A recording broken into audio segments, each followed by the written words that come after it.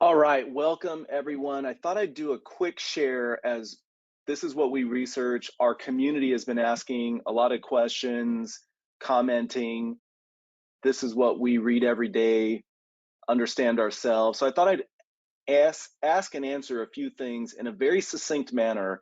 What's going on with the banks, the news, specifically what happened to Silicon Valley Bank, and really what do I need to know as an investor, as a real estate investor, as someone who has personal and business accounts at banks, what do I need to know? So let's jump right into it. This year in 2023, and possibly by the time you and or see this training, this will be outdated. But here we are in 2023 at the beginning of the year, frankly, and there's 3 bank closures and failures, 2 of which are failures, 1 is a closure. Silvergate Bank kicked it off. So Silvergate Bank came out with the news that, hey, we can't figure out how to meet our rules and regulations as a bank to cover our deposits and what we were banking, and we are going out of business. So Silvergate Bank, they're here in San Diego, they kicked it off and they said, we're out. Now, technically, they're not considered a bank failure yet. They're returning everybody's money and going out of business. Okay, so we got a going out of business sale. Why did Silvergate Bank basically go out of business? Because Silvergate Bank went all in on banking the crypto businesses and exchanges. You may have read them and seen them in your research, but they had a big client, one of which being FTX. So what's the story on Silvergate Bank? They bank crypto, they're out. So they decide to close shop because they couldn't manage through, have enough deposits. People are pulling money out. Crypto companies and values are going down, their cash, all these things. Second is then Silicon Valley Bank or SVB. So this is what you're seeing in the news daily. I mean, it's just every hour on hour, a new article kind of sharing, showing, talking. So Silicon Valley Bank, being in the Silicon Valley, is specifically a focus of one primary industry, which is tech companies. I mean, you name a tech company and they're likely have a bank account there, from Roku, just think of all these different tech, large companies, small companies, a lot of small companies, but tech, right? Startup venture capitalists are bank there and they send their portfolio companies to bank there. So Silicon Valley Bank, that's what we're going to talk about. They didn't close, they failed. They couldn't do what was necessary to stay in business. So Treasury Chair Yellen steps in and backstops the deposits at that bank. We'll get into that more in a second. Then the third bank that happened within, so Silicon Valley Bank was March 10th, 2023. On Friday, they had about $42 billion of deposits that wanted to get out of the bank. You call that a run on the bank. That put major stress on them. Again, from Friday, then over the weekend, a third bank failed, and that's Signature Bank. Now, Signature Bank, they banked, so Signature Bank went out of business that same weekend, basically, because of a couple different factors, but they did a lot of banking of crypto and more industries. But here's 3 bank closures, 2 failures, 1 closure, okay? So let's talk about Silicon Valley Bank. What happened to Silicon Valley Bank? Well, here's the deal. They've been in business for 4 decades. Okay, so they are not, they didn't just open up 5 years ago. So for 40 plus years, they've been in business. It's the fifth largest bank, second biggest bank failure, only to, you're going to see here in a moment, WAMU, 2008-ish. And then they bank technology companies. So when they had trouble starting that Friday on March 10th, this kind of got the rattler and the concern, and other banks started to get stressed, and hence Signature fell, and who knows who's next. right? And we'll talk a little bit about what we can try to answer that question with. And this rattled the financial markets, and they're still being rattled as we speak right now. You know, we're going to have in about a week or so, the Federal Reserve is going to go in their meeting, and they're going to have a very hard decision on what to do of raising rates or not, which is what they've been saying. But now, as people have discussed, their rates we're going to create cracks in the overall economy and financial system. This is a crack, so it'll be interesting to see what happens out of that next Fed meeting. Less than 250 billion in deposits in Trump era tax legislation got rolled back, where for banks that have less than 250 billion in deposits, they got some relaxed rules from that Dodd-Frank bill, right? So coming out of 2008, the government and policy and politics said we got to put all these rules on banks, and they did. And then in the Trump era Dodd-Frank bill, they rolled back some of these rules and tests, which, you know, at the time they called bureaucratic and not efficient, so that smaller banks would not be, you know, regulated the same way a $1 trillion bank is being regulated. Okay, so that's an important note. You probably heard that in the news. From 2019 to 2020, at Silicon Valley Bank, deposits tripled to 189 billion in 2019 to 2020 of deposits. That's because 2019, the tech industry and market has been very robust. Lots of what we call kind of easy money, lots of liquidity, lots of credit, and then the tech industry was just on a run. So those tech businesses, a lot of them banked at Silicon Valley Bank, and so huge amount of deposits. So now the bank is sitting on deposits. What do they do with them? In 2021, they had their most profitable year as a bank in the last 4 decades, Silicon Valley Bank. They took cash, now that they had all this cash, and this is what's really interesting about the story. They put the cash into something that will yield a return, and they put them into 10-year treasury bills or bonds, okay? US government 10-year T-bills, right? It's basically they bought bonds that go out 10 years. The time they were buying them, it was 2020, 2021, at which time the yield on those bonds were about an average. They were averaging in their portfolio about a 1.6% return or so. So what's interesting about this bullet is that they didn't you know, like 2008, they didn't buy a security baskets of ninja loans, right? No income, no job. That they didn't buy what would be deemed a risky investment. They put their money in US government 10-year bills, bonds. Their portfolio rose to 100 billion in 1 year of these investments and assets.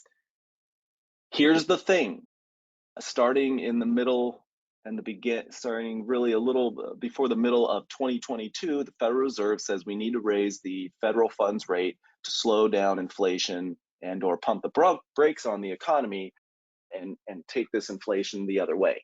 So here's how it works. As interest rates rise, bond prices fall. So if you bought a bond in 2021 and it's a low interest rate environment and your yield is correlated to that, as interest rates rise, now the value of the bonds you bought at that low yield, if you went to sell it, you're taking a loss. And this is the story of Silicon Valley Bank.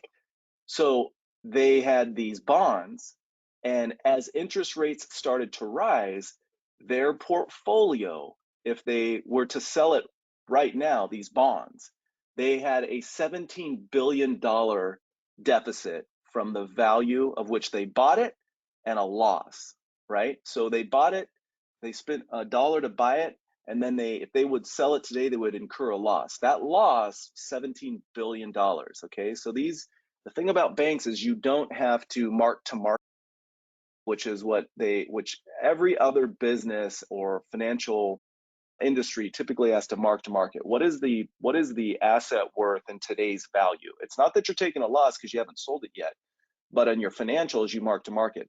Banks, the government says that banks with bonds, you don't have to mark to market. So even though they're worth less in their financials, They're just showing that they have X amount of dollars in 10-year treasury bills and bonds, right? Little nuance. So on top of it, the tech industry, along with the overall economy, starts to slow down, and the free money and people start needing cash to run their businesses, to invest in things. So now the economy is starting to slow a bit. And in 2022, their new deposits shrank by $30 billion. Okay. As you may or may not know, I'm sure you do, the FDIC insures up to $250,000 of your money in each bank account you have at a bank. That's great. But most of these customers at Silicon Valley Bank, like I said, are large tech companies. They have not $250,000 in deposits, they have 250 million. So the majority of their deposits at the bank are not insured. Okay, good, important, obvious to note. So on March 8th in 2023, they put out their filing and they announced a $1.8 billion loss on bond sales to cover deposits. Because the reason, so remember, the bank was flush with cash. They had their best 2 years in their history, a ton of deposits. They go and put it in what they think is not risky investments to get a low yield, a low return. Then deposits start to not grow at the same pace, and they start to need cash to put on the balance sheet to cover, for banking rules, the loans that they do have. So they start selling some of their bonds, and they go ahead again, March 8th, 2023, and they share in a public filing that they took a $1.8 billion loss on bond sales. Then the stock falls. Then the investors get spooked. Now the radle, it's starting to rattle through individuals, the tech community, and this is what happens. These tech owners, these startup CEOs, a lot of these private equity firms that have told their, what we call portfolio companies, the companies they invest in or that they start up, they've told them to bank at this bank. Well, now these startup CEOs start calling each other, and they start calling tech companies, and they say, get your money out of Silicon Valley Bank, get your money out of SVB, because it's looking spooky. And then what happens, this is called creating a run on the bank. So if everybody wants to get their money all out at one time, that is never good from a banking standpoint, because if the bank just did an orderly fashion, everybody, gets their money and over time, they would have been fine. The stress that occurred here and the crack that broke the dam is that people didn't want to sit around and just wonder if everything was cool. They called up the bank or they went online and they started pulling money out.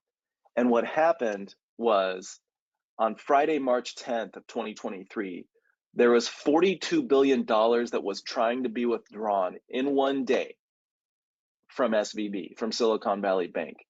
That's when Friday, the regulators stepped in to seize the bank, because now the government, the FDIC, they used a special power that they called a systemic financial potential risk. What that allows is a lot less rules for them to step in and do things. It's kind of like when the government declares we're in a war environment. Well, then the government doesn't need to do all the policy and procedure to take action and make decisions. So that's what happened. They declared a systemic issue and potential risk, and the regulators step in on Friday. Over the weekend, they tried to auction the bank. No good offers that they felt were on the table. And so when the news started to come out late Sunday night and then going into Monday after that, March 10th, the Fed said, we are backstopping all 151 billion of deposits that were not insured at the Silicon Valley Bank by the FDIC. We are going to backstop and make sure every $151 billion of deposits, that those depositors will and can access their cash. Now, this is not, then that same weekend, Signature Bank got shaky ground, and they went under, basically. And really, when you look at these two banks, and then the one earlier that I mentioned, Silvergate Bank, ultimately there was too much concentration in one industry or one asset class. And in this case with SVB, this bank focuses on tech companies. But tech companies, when it's good, it's great. When it's not, when they're not flush with cash, they don't have a lot of cash. They need their cash to operate their negative cash flowing businesses, right? A lot of these tech startups, they are not making money until they sell. So this is what's happening. And that's what happened with Silicon Valley Bank, where these tech customers are flighty deposits when the economy is not so great. So Treasury Secretary Yellen backstops the bank and deposit at SVB, like I said, and says 151 billion we are going to cover. So this is something you'll want to know. This is not considered a bailout because the stock and bond holders of Silicon Valley Bank, they're not protected. They stand to get none of their money back, some of their money, or not. Nobody knows what's going to happen to them yet until this all kind of flushes out. So I want to then just take you through a few visuals and cap it at that, because again, I want you to just get a succinct story. You know, I consume, read, we take in all this information, and then I just want to share it so that you can only take 20 minutes out of your day and get pretty good talking points of what's happened, what's going on, and kind of questions to guide yourself on what you should or should not be reading or doing going forward. This is a great visual. I have some visuals from the Wall Street Journal here. So this is bank failures from 2001 to 2003. You can see the size of these bubbles represent certain dollar amounts. The largest bank failure in US history was Washington Mutual Bank, and that was September 2008. That kicked off the GFC, Great Financial Crisis, as it's referred to now. That had assets of 307 billion, deposits of 188 billion. The second largest bank failure in history now is on the board, and it's Silicon Valley Bank, March of 2023, assets of 209 billion, deposits of 175 billion. And then you can see down here, this is, you know, banks do go out of business. That is like any other industry, banks go out of business, okay? But nothing, I mean, this is some sizable stuff we're looking at. This is some sizable stuff. So that story I told you about the deposits with Silicon Valley Bank. Well, Silicon Valley Bank, okay, had deposits, this is by quarter, increase, increase, increase.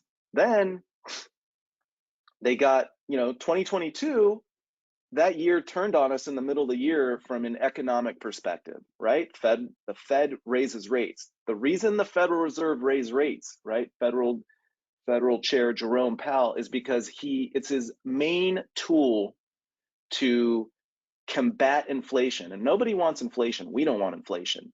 But that puts stress on the economy, and it's specifically done to slow down the economy, and it does that.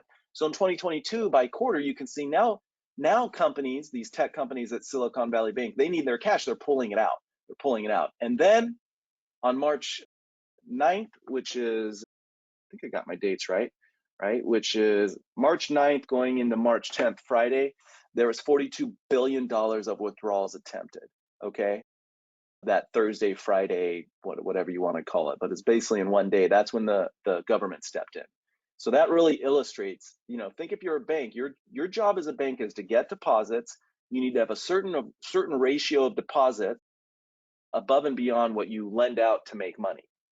Well, now they were forced to sell bonds when people start slowing down deposits and or pulling money out, okay? So this is a pretty good visual that illustrates that point I discussed, where Silicon Valley Bank's deposits that are insured is that little gray area. So, you know, up to 250,000 by the FDIC, that amount's insured, but all this shaded purple is uninsured. And that's that 151 billion we mentioned of deposits that, again, Fed comes in and says, we're going to backstop, and we want to, you know, the Fed, why did they come in and backstop the deposits? Because they want to battle inflation and they want to slow down the economy. But if people get spooked and feel that the financial system is literally breaking, that there's no confidence in banks, then we have a major crisis. So that's why they stepped in, okay? And what they basically did is they told banks that, hey, banks, those of you that have treasury bills and bonds on your balance sheet, we're going to treat that like cash. If you come to us, we'll give you an actual line of credit on those bonds. So you don't have to sell them for a loss, but we'll extend the cash to you at a very, very, very low interest rate. But now you don't have to sell bonds to take a loss and then create this run on the bank and report losses. So they stepped in with the systemic probability financial, they label this a systemic potential problem in the financial system. By doing that, they're able to kind of make decisions without all the red tape. And that's why the Fed stepped in to ensure, in this example, 151 billion. And now they've said to all banks that you can basically post your bonds as collateral for a line of credit, so you don't have to sell them at a loss.